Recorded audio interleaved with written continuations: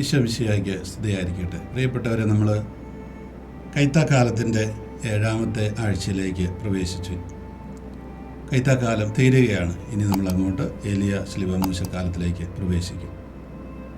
ഈ കാലഘട്ടത്തിൻ്റെ അവസാനത്തെ ഞായറാഴ്ച നമുക്ക് തന്നിരിക്കുന്ന വായനകൾ, ഒന്നാമത്തെ വായന ഉൽപ്പത്തി 6-ാം അധ്യായം 13 മുതൽ 22 വരെയുള്ള വാക്യങ്ങളാണ്. അവിടെ ദൈവം നോഹയോട് പെട്ടകമുണ്ടാക്കി അതിൽ ജീവജാലങ്ങളെല്ലാം കയറ്റാനും നോഹയും മക്കളുമൊക്കെ കയറാനും പറയുന്ന ആ കാര്യമാണ്. അത് നമുക്കറിയാം. മനുഷ്യൻ യഥാർത്ഥത്തിൽ ദൈവത്തിൻ്റെ ഛായയിലും സാദൃശ്യത്തിലും സൃഷ്ടിക്കപ്പെട്ടു എന്ന് പറയുമ്പോൾ അതിനകത്ത് ഉൾച്ചേർന്നിരിക്കുന്ന ഒരു പ്രധാന കാര്യമുണ്ട്. സ്വാതന്ത്ര്യമുണ്ട് നന്മയും തിന്മയും തിരഞ്ഞെടുക്കാൻ. പക്ഷേ ആ നന്മയെ തിരഞ്ഞെടുക്കുക എന്നുള്ളതാണ് ദൈവത്തിൻ്റെ ഛായയും സാദൃശ്യമാകുന്ന മനുഷ്യൻ്റെ കടമയും. അങ്ങനെ ആയിരിക്കണം അത്. ദൈവം തന്നെ പറയുന്നൊരു കാര്യമുണ്ട്, നിൻ്റെ മുമ്പിൽ ഇന്ന് ഞാൻ നന്മയും തിന്മയും ജീവനും മരണവും ഒക്കെ വെക്കുന്നുണ്ട്, നിൻ്റെ സ്വാതന്ത്ര്യമാണ്, തിരഞ്ഞെടുക്കണോ വേണ്ടേ എന്നുള്ളത്. എന്നിട്ട് പറയും, എൻ്റെ ഈ വചനങ്ങൾ നിൻ്റെ അധരങ്ങളിൽ എപ്പോഴും ഉണ്ടാവണം, നീ കിടക്കുമ്പോൾ ഉണരുമ്പോൾ, അതുപോലെ തന്നെ നിൻ്റെ നെറ്റിത്തടത്തിൽ ഉണ്ടായിരിക്കണം, ഇത് നിൻ്റെ കൈത്തണ്ടയിൽ ഉണ്ടായിരിക്കണം എന്ന് പറഞ്ഞ അർത്ഥം എന്താണ്? നമ്മുടെ ജീവിതം മുഴുവൻ, നമ്മളുടെ പ്രവർത്തനങ്ങളും സംസാരങ്ങളും പ്രതികരണങ്ങളും മുഴുവൻ ഈ വചനത്തിൻ്റെ അടിസ്ഥാനത്തിലായിരിക്കണം എന്നർത്ഥം. അങ്ങനെ വന്നാൽ ഞാനും നിങ്ങളുമായിട്ട് ചെയ്ത ഈ ഉടമ്പടിയുടെ ഫലം, അതിൽ ചെയ്തിരിക്കുന്ന അനുഗ്രഹങ്ങൾ മുഴുവൻ നിങ്ങൾക്ക് കിട്ടും. അപ്പോഴങ്ങനെ സൃഷ്ടിക്കപ്പെട്ട ആ മനുഷ്യൻ യഥാർത്ഥത്തിൽ എന്താ ചെയ്തത്? ദൈവത്തിൻ്റെ പ്രമാണത്തിന് വിരുദ്ധമായിട്ട് തിന്മ തിരഞ്ഞെടുത്തു, അല്ലെങ്കിൽ മരണം തിരഞ്ഞെടുത്തു. അതുവഴി എന്താ സംഭവിച്ചത്? തിന്മ തൻ്റെ പിൻഗാമികളിലേക്കെല്ലാം പകർത്തുകയാണ് ചെയ്യുന്നത്. ആദത്തിൻ്റെ ഹവ്വായുടെ മക്കളായിരുന്ന കായനും ആബേലും. ആ കായൻ അസൂയാലു ആകുന്നു, അവൻ തൻ്റെ സഹോദരനെ കൊല്ലുന്നു. പിന്നീട് അങ്ങോട്ട് ഈ ലോകത്തിൽ പലതരത്തിലുള്ള തിന്മകൾ വർദ്ധിക്കുകയാണ് ചെയ്യുന്നത്. അതിനുശേഷം അതേക്കുറിച്ച് ദൈവം പറയുന്നത് എന്താണെന്നറിയോ? മനുഷ്യനെ സൃഷ്ടിച്ചതിൽ ദൈവം ദുഃഖിച്ചു എന്നാണ്. ദൈവത്തിന് ദുഃഖമുണ്ടായെന്നുള്ള അർത്ഥത്തിലല്ല, അതൊരു മാനുഷികമായിട്ടുള്ള ഒരു എക്സ്പ്രഷൻ, നമ്മളങ്ങനെ പറയുന്നതാണ്.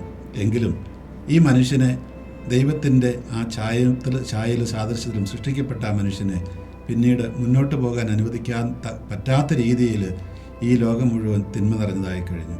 അതിനെ നശിപ്പിക്കാനായിട്ട് ദൈവം തീരുമാനിക്കുകയാണ്. ഈ ലോകത്തെ മുഴുവൻ നശിപ്പിക്കുക, ഇവിടെയുള്ള ജീവജാലങ്ങളെ മുഴുവൻ. അതിന് മുന്നോടിയായിട്ട് ദൈവം പറയുന്ന കാര്യമാണ് ഇന്നത്തെ 1ാമത്തെ വായന. ദൈവം നോഹയോട് അരുളി ചെയ്തു, ജീവജാലങ്ങളെല്ലാം നശിപ്പിക്കാൻ ഞാൻ നിശ്ചയിച്ചിരിക്കുന്നു. അവർ മൂലം ലോകം അധർമ്മം കൊണ്ട് നിറഞ്ഞിരിക്കുന്നു, ഭൂമിയോടുകൂടി ഞാൻ അവരെ നശിപ്പിക്കും. പിന്നീട് പറയുകയാണ്, ഗോഫേർ മരം കൊണ്ട് നീ ഒരു പെട്ടകമുണ്ടാക്കുക, അതിൽ മുറികൾ തിരിക്കുക. പിന്നെ അതിൻ്റെ അളവെല്ലാം പറയും. എന്നിട്ട് എന്താണ് പറയുന്നത്? അവസാനമായിട്ട്, ഭൂമുഖത്തുള്ളതെല്ലാം നശിക്കും, എന്നാൽ നീയുമായി ഞാൻ എൻ്റെ ഉടമ്പടി ഉറപ്പിക്കും. നീ പെട്ടകത്തിൽ കയറണം, നിൻ്റെ കൂടെ നിൻ്റെ ഭാര്യയും പുത്രന്മാരും അവരുടെ ഭാര്യമാരും എല്ലാ ജീവജാലങ്ങളിൽ നിന്ന് ആണും പെണ്ണുമായി ഈ 2 നീ പെട്ടകത്തിൽ കയറ്റി സൂക്ഷിക്കണം. എല്ലായിനം പക്ഷികളും മൃഗങ്ങളും ഇഴജന്തുക്കളും സംരക്ഷിക്കപ്പെടേണ്ടതിന് ഈ 2 നിൻ്റെ കൂടെ വരട്ടെ. നിനക്കും അവയ്ക്കും ആഹാരത്തിന് വേണ്ടി എല്ലാത്തരം ഭക്ഷണവും ശേഖരിച്ചു വയ്ക്കണം. ദൈവം കൽപ്പിച്ചതുപോലെ തന്നെ നോഹ പ്രവർത്തിച്ചു. ചുരുക്കത്തിൽ ദൈവം കൽപ്പിച്ച പ്രകാരം നോഹ പെട്ടകമുണ്ടാക്കി, അതിൽ നോഹയും കുടുംബവും കയറി. അതുപോലെ എല്ലാ ജീവജാലങ്ങളിൽ നിന്ന് ആണും പെണ്ണുമായി ഈ 2 വീതം കയറ്റി. എന്ന് പറഞ്ഞാൽ പൂർണ്ണമായിട്ടും ദൈവം ഈ ലോകത്തെ ഇല്ലായ്മ ചെയ്യുകയല്ല, പുതിയൊരു തുടക്കത്തിലേക്ക് കൊണ്ടുവരികയാണ്. പുതിയൊരു ആശയത്തിൽ ജീവിക്കുന്ന, പുതിയൊരു വെളിച്ചത്തിൽ ജീവിക്കുന്ന ഒരു ലോകത്തെ വീണ്ടും ദൈവം സൃഷ്ടിക്കുകയാണ് അതിലൂടെ ചെയ്യുന്നത്. നമ്മളവർക്ക് ഇവിടെ എല്ലാത്തരം ഇഴജന്തുക്കളും, അതിനകത്ത് പാമ്പും പഴുതാരയും ഒക്കെ ഉണ്ടാവുമല്ലോ, അട്ടയും ഒക്കെ ഉണ്ടാകും. ഞാനിവിടെ മുമ്പ് പറഞ്ഞിട്ടുണ്ട്, എന്നെ അത്ഭുതപ്പെടുത്തിയിട്ടുണ്ട്. ദൈവം എന്തിനാണ് ഇത്രയും കഷ്ടപ്പെട്ട് ഈ പാമ്പിനെയും പഴുതാരയും എല്ലാം കയറ്റി അതിന് തീറ്റയും കണ്ടെത്തണം? പാമ്പിന് തീറ്റ കണ്ടെത്തുന്നത് എങ്ങനെയാണ്? പാമ്പ് തിന്നുന്നത് പുല്ലല്ലോ, പാമ്പ് തിന്നുന്ന എലിയെയും അതുപോലെയുള്ള കാര്യങ്ങൾ. അപ്പോൾ എലിയെയും കയറ്റാതിരിക്കാൻ പറ്റില്ല. ചുരുക്കത്തിൽ ഈ മൃഗങ്ങളെല്ലാം, സിംഹം തിന്നുന്നതാണ്, അവർ തിന്നുന്നത് കപ്പയും ചോറും ഒന്നുമല്ല, അവർക്ക് മറ്റു മൃഗങ്ങളെ വേണം. ചുരുക്കത്തിൽ എല്ലാ മൃഗങ്ങളുടെയും 2 മാത്രം പോരാ, ഇവർക്ക് ഇത്രയും കാലം ജീവിക്കാനുള്ള ഭക്ഷണവും ഉണ്ടാകണം. ഇവരെ ആരെയും ഇല്ലായ്മ ചെയ്യാൻ പാടില്ല. ചുരുക്കത്തിൽ അതൊരു വല്ലാത്തൊരു പ്രക്രിയ തന്നെയായിരുന്നു നോഹയെ സംബന്ധിച്ചിടത്തോളം. അപ്പോൾ അങ്ങനെ ഇതെന്തിനാണ് ഇതിനെല്ലാം ഇങ്ങനെ ചെയ്യുന്നത്? ദൈവം സൃഷ്ടിച്ച ഈ ലോകം മനോഹരമായിരുന്നു. അത് ആദ്യം തന്നെ നമുക്കറിയാം. ഓരോ ദിവസത്തെ സൃഷ്ടി കഴിഞ്ഞിട്ട് ദൈവം പറയും മനോഹരമായിരിക്കും, നന്നായിരിക്കുന്നു. ഇതിനെ ആരാണ് ചീത്തയാക്കിയത്? നമ്മളാണ് ചീത്തയാക്കുന്നത്. നമ്മൾ ചീത്തയാക്കുക എന്ന് പറഞ്ഞ അർത്ഥം എല്ലാ ദിവസവും ചീത്തയാക്കുന്ന അർത്ഥത്തിലല്ല. ദൈവം ആഗ്രഹിക്കാത്ത രീതിയിൽ ദൈവത്തിൻ്റെ നിയമത്തിന് വിരുദ്ധമായിട്ട് ഒരു പ്രവൃത്തി ചെയ്താൽ അതിങ്ങനെ ഒരു ചങ്ങല പോലെ, അതിൻ്റെ കണ്ണുകൾ പോലെ അതിൻ്റെ തിന്മ നിറഞ്ഞ ആ പ്രത്യാഘാതങ്ങൾ ഉണ്ടായിക്കൊണ്ടേയിരിക്കും. അങ്ങനെയാണ് ഇതുണ്ടാകുന്നത്. അപ്പോഴങ്ങനെ ഈ ദൈവത്തിൻ്റെ നിയമങ്ങൾക്ക് വിരുദ്ധമായിട്ട് പ്രവർത്തിച്ച മനുഷ്യൻ്റെ പ്രവൃത്തി പിന്നീട് അങ്ങോട്ട് വലിയ ഒരു പ്രവൃത്തികളുടെ ഒരു പരമ്പര തന്നെ സൃഷ്ടിക്കുകയാണ്. അതുകൊണ്ട് ദൈവം പറയുന്നതാണ്, ഞാൻ സൃഷ്ടിച്ച ഈ ഭൂമിയിൽ എല്ലാ ജീവജാലവും അവർ നല്ലവരാണ്, അവരെ നിങ്ങൾ ഇതിനകത്ത് സൂക്ഷിക്കണം, അവർ വീണ്ടും ഈ ഭൂമിയിൽ ഉണ്ടാകണം. അതുപോലെ നിങ്ങൾ ഈ നോഹയും കൂട്ടരും അവർ നല്ല മനുഷ്യരായിരുന്നു, അവരെയും കയറ്റി അതുപോലെ നല്ല മനുഷ്യരുടെ ഒരു പരമ്പര ഉണ്ടാകണം. അപ്പോഴെന്നും നമ്മൾ ഇപ്പോൾ കേൾക്കുന്ന ഈ എൻവയൺമെൻ്റലിസം, പരിസ്ഥിതിവാദമൊക്കെ ദൈവം പണ്ടേ വെച്ചിരിക്കുന്ന കാര്യമാണ്. പക്ഷേ ഇവിടുത്തെ പരിസ്ഥിതിവാദത്തിൻ്റെ പ്രശ്നം എന്താണ്? ഇപ്പം മനുഷ്യൻ വേണ്ടെന്നാണ് പറയുന്നത്. ഇപ്പോൾ നമുക്കറിയാം, നമ്മുടെ ഈ കാട്ടുമൃഗങ്ങളുടെ ഉപദ്രവമൊക്കെ വരുമ്പോൾ അവർക്കാണ് പ്രാമുഖ്യം കൊടുക്കുക, മനുഷ്യന് പ്രാമുഖ്യമില്ലാത്ത ഒരവസ്ഥയിലേക്ക് കാര്യങ്ങൾ നിന്ന്. അവിടെയാണ് പ്രശ്നം. ഈ ലോകത്തിൻ്റെ, ഈ ഭൂമിയുടെ ഇതിൻ്റെ കേന്ദ്ര ബിന്ദുവായിട്ട് അല്ലെങ്കിൽ സൃഷ്ടിയുടെ മകുടമായിട്ട് കാണേണ്ടത് മനുഷ്യനെയാണ്. അങ്ങനെ കാണുന്നില്ല എന്നുള്ളതാണ് ഇന്നത്തെ ഈ പറയുന്ന പരിസ്ഥിതിവാദത്തിൻ്റെ ഏറ്റവും വലിയ പ്രശ്നം. അതേസമയം അത് വിശുദ്ധ ഗ്രന്ഥത്തിലുണ്ട്. ആ വിശുദ്ധ ഗ്രന്ഥത്തിലെ കാഴ്ചപ്പാടിൽ മനുഷ്യന് വേണ്ടിയിട്ടാണ് ഇതിനെല്ലാം സൃഷ്ടിച്ചിരിക്കുന്നത്. അത് ഇന്നുള്ള മനുഷ്യന് മാത്രമല്ല, ഇനി വരാനിരിക്കുന്ന സകല മനുഷ്യർക്കും വേണ്ടിയാണ് ഇതെല്ലാം സൃഷ്ടിക്കപ്പെട്ടിരിക്കുന്നത്. അതുകൊണ്ട് നമ്മൾ നമ്മുടെ കാര്യം മാത്രം സ്വാർത്ഥത നോക്കി പ്രവർത്തിച്ചാൽ പോരാ, ഇനി വരുന്നവർക്ക് എന്ത് സംഭവിക്കും? അപ്പോൾ നമ്മൾ ഓർക്കുക, ഈ ഭൂമിയെ നശിപ്പിക്കുന്ന എന്തെല്ലാം പ്രക്രിയകളുണ്ട്. ഉദാഹരണമായിട്ട് നമ്മുടെ വീട്ടിലെ വേസ്റ്റ് എല്ലാം കൊണ്ട് എവിടെ ഇടുന്നു, കടകളിലെ വേസ്റ്റ് കൊണ്ട് എവിടെ ഇടുന്നു, ഇറച്ചിക്കടകളിൽ, തലമുടി വെട്ടുന്ന ബാർബർ ഷോപ്പുകളിൽ, തയ്യൽ കടകളിൽ, ഇതെല്ലാം എവിടെ കൊണ്ടിടുന്നു? ഇതെല്ലാം കൊണ്ടിടുന്നത് ഈ റോഡിൽ, പബ്ലിക് റോഡിലല്ല, മറ്റുള്ളവരുടെ പറമ്പിൽ കൊണ്ടിടും. അങ്ങനെ എന്ത് സംഭവിക്കും? അതിലൂടെ എല്ലാം രോഗങ്ങൾ പകരും. ഇന്ന് നമ്മുടെ നാട്ടിൽ ഇല്ലാത്ത ഏത് പനിയാണോ, എല്ലാത്തരം പനിയുമുണ്ട്. ആ പനിയുടെ എല്ലാം ഉത്ഭവം എവിടെ നിന്നാണ്? ദൈവം നിശ്ചയിച്ച നിയമത്തിൻ്റെ ആ ഒരു സമതുലിതാവസ്ഥയുണ്ട്, ഒരു ബാലൻസിങ് ആക്ട്. അത് നഷ്ടപ്പെടുത്തിയപ്പോഴാണ് ഇതെല്ലാം വരാൻ തുടങ്ങിയത്. നമ്മൾ ഈ ഭൂമിയിൽ ഒരുപാട് കീടനാശിനികളെല്ലാം അടിച്ച് കീടങ്ങളെല്ലാം ചത്തുപോയി. പക്ഷേ ഈ കീടങ്ങളെ തിന്നുന്ന വേറെ ചില ജീവികളുണ്ടായിരുന്നു. തവളകൾ ചത്തുപോയി. തവള ചത്തുപോയപ്പോൾ എന്ത് സംഭവിച്ചു? അതിനെ തിന്നുന്ന കൊതുക് വർദ്ധിച്ചു. കൊതുക് വർദ്ധിച്ചു കഴിയുമ്പോൾ എന്ത് സംഭവിക്കും? അവർ പരത്തുന്ന പനിയെല്ലാം ഉണ്ടാകും. ഇങ്ങനെയാണ് ഇതെല്ലാം വരുന്നത്. അതുകൊണ്ട് നമ്മൾ ഒരു പരിധി വരെ ഈ ദൈവത്തിൻ്റെ ആ ഒരു നിയമം ലംഘിക്കുമ്പോഴാണ് ഇതെല്ലാം വരുന്നത്. ഇവിടെ ഇത്രയും പറയുന്നുള്ളൂ, ദൈവത്തിൻ്റെ സൃഷ്ടി അതേപടി നിലനിൽക്കണം. ദൈവം പറഞ്ഞ് ഇതിനെ കീഴ്പ്പെടുത്തണമെന്നൊക്കെ പറഞ്ഞിട്ടുണ്ട്. പക്ഷേ കീഴ്പ്പെടുത്തുക എന്ന് പറഞ്ഞ് ഇതിനെല്ലാം നമ്മൾ ചൂഷണം ചെയ്യുക എന്നുള്ള അർത്ഥത്തിലല്ല, വേണ്ട രീതിയിൽ ഉപയോഗിക്കാം. അപ്പോൾ നമുക്ക് പണമാണെങ്കിലും സ്ഥലമാണെങ്കിലും കെട്ടിടമാണെങ്കിലും ഒക്കെ ആവശ്യത്തിന് വേണം, ആവശ്യത്തിൽ കൂടുതൽ പാടില്ല.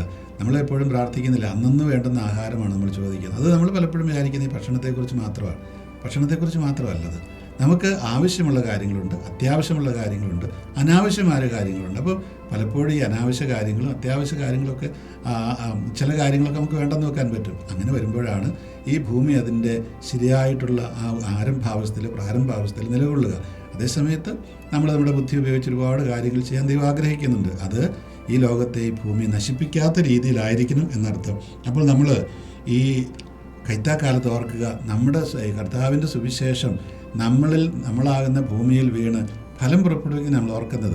അതെന്താണ്? ഈ രീതിയിൽ ഇതിനെ വീണ്ടും ഈ ലോകത്തെയൊക്കെ സംരക്ഷിക്കാൻ പറ്റിയ രീതിയിൽ പരസ്പര സ്നേഹത്തിൽ, കൂട്ടായ്മയിലൊക്കെ ജീവിക്കുന്ന ഒരു ലോകമുണ്ടാക്കാനുള്ള ആ മനസ്സ്, അത് വരുമ്പോഴാണ് നമുക്ക് യഥാർത്ഥത്തിൽ ഈ ഫലമുണ്ടായി എന്ന് പറയാൻ കഴിയുക. രണ്ടാമത്തെ വായന യാക്കോബ് ശ്ലീഹയുടെ ലേഖനത്തിൽ നിന്നാണ്. 4-ാം അധ്യായം 1 മുതൽ 10 വരെയുള്ള വാക്യങ്ങളാണ്. നിങ്ങളുടെ ഇടയിൽ തർക്കങ്ങളും ഏറ്റുമുട്ടലുകളും ഉണ്ടാകുന്നത് എങ്ങനെയാണ്? നിങ്ങളുടെ അവയവങ്ങളിൽ പോരാടിക്കൊണ്ടിരിക്കുന്ന ദുരാശകളിൽ നിന്നല്ല അവ ഉണ്ടാകുന്നത്. നിങ്ങൾ ആഗ്രഹിക്കുന്ന നിങ്ങൾക്ക് ലഭിക്കുന്നില്ല. നിങ്ങൾ കൊല്ലുകയും അസൂയപ്പെടുകയും ചെയ്യുന്നു, എന്നാൽ നിങ്ങൾക്ക് ഒന്നും ലഭിക്കുന്നില്ല. നിങ്ങൾ വഴക്കിടുകയും യുദ്ധം ചെയ്യുകയും ചെയ്യുന്നു, നിങ്ങൾ ആവശ്യപ്പെടുന്നില്ല, അതിനാൽ നിങ്ങൾക്ക് ലഭിക്കുന്നില്ല. ചോദിച്ചിട്ട് നിങ്ങൾക്ക് ലഭിക്കുന്നില്ലെങ്കിൽ അത് നിങ്ങളുടെ ദുരാശകളെ തൃപ്തിപ്പെടുത്താൻ നിങ്ങൾ തിന്മയായിട്ടുള്ളവ ചോദിക്കുന്നതുകൊണ്ടാണ്. വിശ്വസ്തത പുലർത്താത്തവരെ, ലോകത്തോടുള്ള മൈത്രി ദൈവത്തോടുള്ള ശത്രുതയാണ് നിങ്ങൾ അറിയുന്നില്ലേ? ലോകത്തിൻ്റെ മിത്രമാകാൻ ആഗ്രഹിക്കുന്നവൻ തന്നെ ദൈവത്തിൻ്റെ ശത്രുവാക്കുന്നു. നമ്മിൽ നിക്ഷേപിച്ചിരിക്കുന്ന ആത്മാവിനെ ദൈവം അസൂയയോടെ അഭിലഷിക്കുന്നു എന്ന തിരുവെഴുത്ത് വൃഥാണെന്ന് നിങ്ങൾ വിചാരിക്കുന്നുവോ? അവിടുന്ന് കൃപാവരം ചൊരിയുന്നത് കൊണ്ടാണ് ഇങ്ങനെ എഴുതിയിരിക്കുന്നത്. ദൈവം അഹങ്കാരികളെ എതിർക്കുകയും എളിമയുള്ളവർക്ക് കൃപ കൊടുക്കുകയും ചെയ്യുന്നു. ആകയാൽ ദൈവത്തിന് വിധേയരായിരിക്കുവിൻ, പിശാചിനെ ചെറുത്തു നിൽക്കുവിൻ, അപ്പോൾ അവൻ നിങ്ങളിൽ നിന്ന് ഓടി അകന്നുകൊള്ളൂ. ദൈവത്തോട് ചേർന്ന് നിൽക്കുവിൻ, അവിടുന്ന് നിങ്ങളോടും ചേർന്ന് നിൽക്കും. പാപികളെ നിങ്ങൾ കരങ്ങൾ ശുചിയാക്കുവിൻ, സന്നിഗ്ധ മനസ്ഥർക്ക് നിങ്ങൾ ഹൃദയങ്ങൾ ശുചിയാക്കുവിൻ. ദുഃഖിക്കുകയും വിലപിക്കുകയും കരയുകയും ചെയ്യുവിൻ. നിങ്ങളുടെ ചിരി കരച്ചിലായും നിങ്ങളുടെ സന്തോഷം വിഷാദമായി മാറട്ടെ. കർത്താവിൻ്റെ സന്നിധിയിൽ താഴ്മയുള്ളവരായിരിക്കുവിൻ, അവിടുന്ന് നിങ്ങളെ ഉയർത്തും. അത് ശരിയല്ലേ? താഴ്ന്നവരെ മാത്രമല്ല ഉയർത്താൻ പറ്റുള്ളൂ. ഉയർന്നിരിക്കുന്നവരെ പിന്നെ എങ്ങോട്ടാണ് ഉയർത്തുക? അവർ താഴേക്ക് വീഴുകയുള്ളൂ. മാതാവിൻ്റെ സ്തോത്രഗീതം അതാണല്ലോ. അതായത് ഈ ഞങ്ങൾ വലിയ ആളുകളാണ്, ഞങ്ങൾക്ക് ഇനിയൊന്നും ആവശ്യമില്ല, ആരുടെ സഹായം ആവശ്യമില്ല എന്നൊക്കെ പറയുന്നവർ പിന്നെ വീണു പോകും. കാരണം എന്താണ്? അവർ ഏറ്റവും ഉയരത്തിലായിരിക്കുന്നത്. വയറ് നിറഞ്ഞിരിക്കുമ്പോൾ പിന്നെ അവന് ഭക്ഷണം കൊടുത്തിട്ട് വല്ല കാര്യമുണ്ട്? ഒരു കാര്യവുമില്ല. വിശക്കുന്നവർക്ക് മാത്രമേ കൊടുത്താൽ അവരത് ആസ്വദിക്കുകയുള്ളൂ. ഇവിടെ പറഞ്ഞു വരുന്ന ഇത്രയേ ഉള്ളൂ. നമ്മുടെ ഇടയിൽ ഈ തർക്കങ്ങളും ഏറ്റുമുട്ടലുകളും ഉണ്ടാകുന്നത് എങ്ങനെയാണ്? നിങ്ങളുടെ അവയവങ്ങൾ പോരാടിക്കൊണ്ടിരിക്കുന്ന ദുരാശകളിൽ നിന്നാണ് ഇതെല്ലാം ഉണ്ടാകുന്നത്. ദുരാശ, ശരിയല്ലാത്ത ആശ, അതിനാണല്ലോ ദുരാശ എന്ന് പറഞ്ഞത്. അങ്ങനെയുള്ള ആശകൾ ഉണ്ടാകുമ്പോൾ സ്വാഭാവികമായിട്ട് സ്വാർത്ഥതയിൽ നിന്നാണ് വരുന്നത്. അപ്പോൾ വഴക്ക് സ്വാഭാവികമായിട്ടുണ്ടാകും. എന്ന് മാത്രമല്ല, ഈ വഴക്കെല്ലാം കഴിഞ്ഞിട്ട് നമ്മൾ ആഗ്രഹിക്കുന്നത് കിട്ടുന്നുണ്ട്. അതൊട്ടില്ലതാണ്. സമാധാനമുള്ള മനുഷ്യന് ഏറ്റവും കൂടുതൽ ആവശ്യം. അതൊരിക്കലും കിട്ടുകയില്ല ഇങ്ങനെ വഴക്കുണ്ടായിക്കൊണ്ടിരുന്നാൽ. നിങ്ങൾ കൊല്ലുകയും അസൂയപ്പെടുകയും ചെയ്യുന്നു, എന്നാൽ നിങ്ങൾക്കൊന്നും ലഭിക്കുന്നില്ല. നിങ്ങൾ വഴക്കിടെ യുദ്ധം ചെയ്യുകയും ചെയ്യും, നിങ്ങൾ ആവശ്യപ്പെടുന്നില്ല, അതിനാൽ നിങ്ങൾ ലഭിക്കുന്നില്ല. ഇതിൻ്റെ കാരണം എന്താണ്? നിങ്ങൾ വിശ്വസ്തത പുലർത്താത്തവരെ ലോകത്തോടുള്ള മൈത്രി ദൈവത്തോടുള്ള ശത്രുതയാണ് നിങ്ങൾ അറിയുന്നില്ലേ? ലോകത്തോടുള്ള മൈത്രി എന്ന് പറഞ്ഞാൽ എന്താണ്? അതായത് ദൈവത്തെ കൂടാതെ ഞങ്ങൾക്കെല്ലാം സാധിക്കും, അല്ല ദൈവം ഞങ്ങൾക്ക് ആവശ്യമില്ല, ഞങ്ങൾക്കുള്ളതല്ല ഞങ്ങളുണ്ടാക്കും എന്നൊക്കെ പറയുന്ന ആ കാര്യത്തെയാണ് ലോകത്തോടുള്ള മൈത്രി എന്ന് പറയുന്നത്. ദൈവത്തെ എല്ലാം മാറ്റി നിർത്തുക. ഇന്നത്തെ ഒരുപാട് ചിന്തകൾ അങ്ങനെയാണ്. ദൈവത്തെ മാറ്റി നിർത്തിയിട്ട് സ്വയം എല്ലാം ചെയ്യാൻ ശ്രമിക്കുക, എല്ലാം നേടാൻ ശ്രമിക്കുക. അങ്ങനെയുള്ളൊരു കാര്യം. ലോകത്തോടുള്ള മൈത്രി എന്ന് പറയുന്നത് ദൈവത്തോടുള്ള ശത്രുതയാണ്. നിങ്ങൾക്ക് അറിഞ്ഞുകൂടെ? അപ്പോൾ ചിലർ പറയാമല്ലോ, ഞാൻ നന്മയ്ക്കുമില്ല തിന്മയ്ക്കുമില്ല.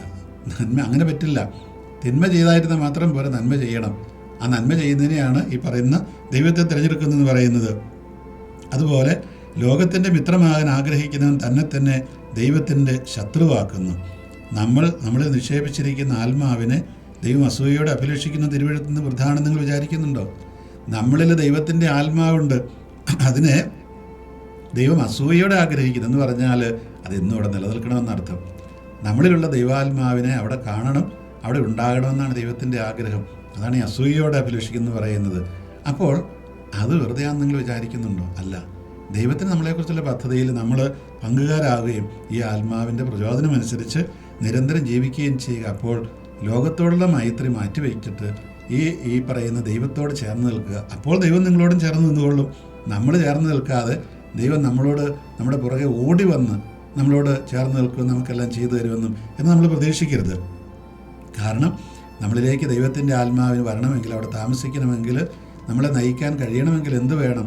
ഈ ആത്മാവിന് കഴിയാൻ പറ്റിയ രീതിയിൽ നമ്മുടെ മനസ്സിനെ ഹൃദയത്തെയൊക്കെ ശുദ്ധിയാക്കി വെക്കണം. നമ്മൾ നിരന്തരമായിട്ട് ലോകത്തോടുള്ള മൈത്രിയാണ് കൊണ്ടുനടക്കുന്നതെങ്കിൽ ഇവിടെ ഒരിക്കലും ആത്മാവിന് വരാനായിട്ട് കഴിയില്ല. നിങ്ങൾ കണ്ടിട്ടുണ്ടാകും, ഹൃദയത്തിൻ്റെ വാതിൽ മുട്ടി നിൽക്കുന്ന ഒരു റാന്തൽ വിളക്കുമായി വന്ന് വാതിൽ മുട്ടുന്ന ഒരു ഈശോയുടെ പടം. എന്താ അതിനർത്ഥം? നമ്മുടെ ഈ വാതിൽ നമ്മൾ തുറന്നു കൊടുക്കണം. തുറന്നു കൊടുത്താൽ മാത്രം പോരാ, അങ്ങോട്ട് പ്രവേശിക്കാനായിട്ടുള്ള സാഹചര്യം ഉണ്ടാവണം. അവിടെ എല്ലാം ഇങ്ങനെ ചെളിയും കരിയും വൃത്തികേടാണെങ്കിൽ അങ്ങോട്ട് കയറാൻ പറ്റില്ലല്ലോ. അപ്പോൾ തുറന്നു കൊടുത്താൽ മാത്രം പോരാ, ആ ഉള്ള വൃത്തിയാക്കുകയും വേണം എന്നാണ് ഈ പറഞ്ഞു വരുന്നത്. ഇന്നത്തെ സുവിശേഷം മത്തായിയുടെ സുവിശേഷം 6-ാം അധ്യായം 19 മുതൽ 24 വരെയുള്ള വാക്യങ്ങളാണ്. അവിടെ പറയുന്നത്, ഭൂമിയിൽ നിങ്ങൾ നിക്ഷേപം കരുതി വയ്ക്കരുത്, തുരുമ്പും കീടങ്ങളും അവ നശിപ്പിക്കും, കള്ളന്മാർ തുരന്നു മോഷ്ടിക്കും. എന്നാൽ സ്വർഗത്തിൽ നിങ്ങൾക്കായി നിക്ഷേപം കരുതി വയ്ക്കുക, അവിടെ തുരുമ്പും കീടങ്ങളും അവ നശിപ്പിക്കുകയില്ല, കള്ളന്മാർ മോഷ്ടിക്കുകയില്ല. നിങ്ങളുടെ നിക്ഷേപം എവിടെയോ അവിടെയായിരിക്കും നിങ്ങളുടെ ഹൃദയവും. എന്ന് വിചാരിച്ച് നമുക്ക് പണമില്ല ജീവിക്കാൻ പറ്റുമോ? ഇല്ല. ഭൂമിയിലൊന്നും കരുതി വെക്കാതെ ജീവിക്കാൻ പറ്റുമോ? വല്ലയിടത്ത് യാത്ര ചെയ്ത് പോകുമ്പോൾ കയ്യിൽ പൈസ ഇല്ലെങ്കിൽ ബസ്സുകാർ വണ്ടിയെ കയറ്റുമോ? അതുമില്ല. അപ്പോൾ കർത്താവ് തന്നെ ഈ പറയുന്നതിൻ്റെ കാരണം എന്താണ്? ഭൂമിയിൽ നിങ്ങൾ നിക്ഷേപം കൂട്ടുന്നത് എന്ന് പറഞ്ഞാൽ നമ്മുടെ ആശ്രയം പൂർണ്ണമായിട്ട് ഈ കാര്യത്തിലായിരിക്കരുത്. നമ്മുടെ കയ്യിൽ 1,00,000 രൂപ ഉണ്ടായിരിക്കാം പോകും വഴിക്ക്. പക്ഷേ ഈ 1,00,000 രൂപയും കൊണ്ട് പോകുമ്പോഴേക്ക് വണ്ടിക്കൊരു അപകടം ഉണ്ടായി. എന്ത് സംഭവിക്കും? രൂപയും പോയി, നമ്മുടെ ജീവനും പോയി. അപ്പോൾ അതുകൊണ്ട് ആ രൂപയിൽ നമ്മളുടെ ആശ്രയം വയ്ക്കരുത് എന്നർത്ഥം. അതുപോലെ തന്നെ നമുക്കറിയാം, നമുക്ക് നല്ല വീടൊക്കെ ഉണ്ട്. നല്ല വീടൊക്കെ വീട് പണിത് പിറ്റേ ദിവസം ഹാർട്ട് അറ്റാക്ക് ഉണ്ടായി മരിച്ചുപോയി. അപ്പോഴോ അതാരുടെ ആയിരിക്കും? പിന്നെ അല്ല, നമ്മുടെ കൃഷി നല്ല വിളവൊക്കെ തന്നെ നമ്മൾ ഉപമയിൽ പറയുന്നത് പോലെ, കർത്താവ് പറയുന്നത് പോലെ അതെല്ലാം ആർക്കും കൊടുക്കാതെ ശേഖരിച്ചു കൊണ്ടുവന്ന് വീട്ടിൽ പുത്താഴത്തിൽ വെച്ചു. എന്നിട്ടോ അന്ന് രാത്രിയിൽ അവൻ മരിച്ചു. അപ്പം അതുകൊണ്ട് നിങ്ങളുടെ നിക്ഷേപം എന്ന് പറയുന്നത് നമുക്ക് ഭൂമിയിൽ ഭക്ഷണം വേണ്ടെന്നോ പോകുമ്പോൾ പണം വേണ്ടെന്നോ നമ്മൾ സൂക്ഷിച്ച് ബാങ്കിലിടണ്ടെന്നോ ഇതൊന്നും അല്ല ഈ പറയുന്നത്. അതിലുപരിയായിട്ട് നമ്മളുടെ ആശ്രയബോധം ഇതിലായിരിക്കരുത്. അത് വേണ്ട എന്നല്ല, ആശ്രയബോധം അതിലായിരിക്കരുത്. എനിക്ക് പണമുണ്ടെങ്കിലും ആ പണമല്ല എന്നെ സംരക്ഷിക്കുന്നതിനെ മറിച്ച് അത് ദൈവമാണെന്നുള്ള ആ ചിന്ത നമ്മുടെ മനസ്സിൽ എപ്പോഴും ഉണ്ടായിരിക്കും എന്നുള്ളതാണ്. അതുകൊണ്ട് കണ്ണ് കുറ്റമറ്റതെങ്കിൽ ശരീരം മുഴുവൻ പ്രകാശിക്കും, കണ്ണ് ദുഷ്ടമാണെങ്കിലോ ശരീരം മുഴുവൻ ഇരുണ്ടു പോകും. നിന്നിലെ പ്രകാശം അന്ധകാരമാണെങ്കിൽ അന്ധകാരം എത്രയോ വലുതായിരിക്കും. അതായത് നമ്മൾ കാണുന്നത്, നമ്മുടെ കണ്ണിൽ കാഴ്ചയുണ്ടാകുന്നത് എങ്ങനെയാണ്? മറ്റ് വസ്തുക്കളിൽ തട്ടി പ്രതിഫലിക്കുന്ന പ്രകാശം, അതാണ് നമ്മുടെ കണ്ണിലേക്ക് വന്നിട്ട് നമുക്ക് ആ ഒരു സാധനത്തെ കാണാനിടയാക്കുന്നത്. ഇതുപോലെ തന്നെ കർത്താവാകുന്ന പ്രകാശമുണ്ട്. ആ പ്രകാശമാണ് നമ്മുടെ കണ്ണിലേക്ക് വന്ന് ഈ വസ്തുവിനെ, നമ്മൾ ആളെയാകാം വസ്തുവിനെയാകാം, അതിനെ കാണാനായിട്ട് നമുക്ക് നമ്മുടെ കണ്ണിന് ശക്തി നൽകുന്നത്. നിങ്ങളൊക്കെ കണ്ണിൻ്റെയൊക്കെ ശാസ്ത്രീയമായിട്ടുള്ള വശം അതെങ്ങനെയാണ് കാണുന്നതെന്നൊക്കെ ഒരു പക്ഷേ സ്കൂളിലൊക്കെ പഠിച്ചിട്ടുണ്ടാവും. നമ്മൾ ക്യാമറ പ്രവർത്തിക്കുന്നെങ്കിൽ ഇപ്പോൾ എൻ്റെ ഇത് ചെയ്തുകൊണ്ടിരിക്കുന്ന ഇത് റെക്കോർഡ് ചെയ്യുന്നുണ്ട്. ഈ ക്യാമറ എങ്ങനെയാണ് പ്രവർത്തിക്കുന്നത്? ഇവിടെ ചുറ്റും ലൈറ്റുണ്ട്. ഈ ലൈറ്റ് എൻ്റെ മുഖത്ത് തട്ടിയിട്ട് അത് ആ ക്യാമറയിലേക്ക് പോയി നമ്മുടെ ഒരു കണ്ണ് കാണുന്നത് പോലെ കണ്ട് അതിനകത്ത് പതിയാണ് ചെയ്യുന്നത്. ചുരുക്കത്തിൽ ഇതുപോലെ തന്നെ ഇവിടെ ചുറ്റുപാടുമുള്ള ഈ ലൈറ്റ് എന്ന് പറയുന്നത് കർത്താവിൻ്റെ പ്രകാശമാകണം. ആ കർത്താവിൻ്റെ പ്രകാശം എൻ്റെ മുഖത്ത് തട്ടിക്കഴിയുമ്പോൾ എൻ്റെ ശരിയായിട്ടുള്ള പ്രതിരൂപം ആ ക്യാമറയിൽ കിട്ടും. ഇതുപോലെ തന്നെയാണ് നമ്മുടെ കണ്ണിലേക്ക് കടന്നു വരേണ്ട പ്രകാശം എന്ന് പറയുന്നത് ആ കർത്താവാകുന്ന ആ പറയുന്ന പ്രകാശമാണ്. കർത്താവിൻ്റെ പ്രബോധനങ്ങളാകുന്ന പ്രകാശമാണ്. അത് മറ്റുള്ളവരുടെ മുഖത്ത് തട്ടിക്കഴിയുമ്പോൾ നമ്മുടെ കണ്ണിലേക്ക് അത് കണ്ണു കഴിയുമ്പോൾ ശരിയായ രീതിയിൽ നമുക്ക് കാണാനായിട്ട് സാധിക്കും. അതാണ് ഈ കണ്ണ് ശരീരത്തിൻ്റെ വിളക്കാണ്, കണ്ണ് കുറ്റമറ്റതാകണം എന്നൊക്കെ പറയുന്നതിൻ്റെ കാരണം അതാണ്. അതല്ലെങ്കിൽ നമ്മുടെ ഈ പ്രകാശം ഇരുട്ടായി മാറും എന്നാണ് ഈ പറഞ്ഞു വരുന്നത്. വീണ്ടും പറഞ്ഞു നിർത്തുകയാണ്, 2 യജമാനന്മാരെ സേവിക്കാൻ ആർക്കും സാധിക്കില്ല. ഒന്നുകിൽ ഒരുവനെ ദ്വേഷിക്കണം, അല്ലെങ്കിൽ അവരെ സ്നേഹിക്കണം, അല്ലെങ്കിൽ ഒരുവനെ ബഹുമാനിക്കണം, അവരെ നിന്ദിക്കണം. എന്നിട്ട് പറയും ദൈവത്തെയും മാമോനെയും ഒന്നിച്ച് സേവിക്കാൻ പറ്റില്ല. വീണ്ടും ഞാൻ പറയുന്നത്, ഈ മാമോൻ അല്ലെങ്കിൽ ദൈവം ഈ പണം വേണ്ടെന്നല്ല ഈ പറയുന്നത്, സ്വത്ത് വേണ്ടെന്നല്ല, ജോലി വേണ്ടെന്നല്ല പറയുന്നത്. പ്രത്യുത അതിനെ നമ്മൾ നമ്മുടെ യജമാനനാക്കരുത്, അത് നമ്മളെ ഭരിക്കാനിടയാക്കരുത്. ഭരണം എപ്പോഴും ദൈവത്തിന് വിട്ടുകൊടുക്കണമെന്നർത്ഥം. അങ്ങനെയൊക്കെ വരുമ്പോഴാണ് യഥാർത്ഥത്തിൽ നമ്മൾ കർത്താവിൻ്റെ വചനം നമ്മളിൽ അത് വീണ് ആ വചനമാകുന്ന വിത്ത് ഫലം പുറപ്പെടുവിച്ച് അതൊരു മരമായി തീർന്ന് അതിൽ വീണ്ടും ഫലം പുറപ്പെടുവിച്ച് അത് മറ്റുള്ളവർക്ക് ഉപകാരപ്പെടുന്ന അപ്പോഴാണ് ഈശോ മിശിഹായ്ക്ക് സ്തുതിയായിരിക്കും.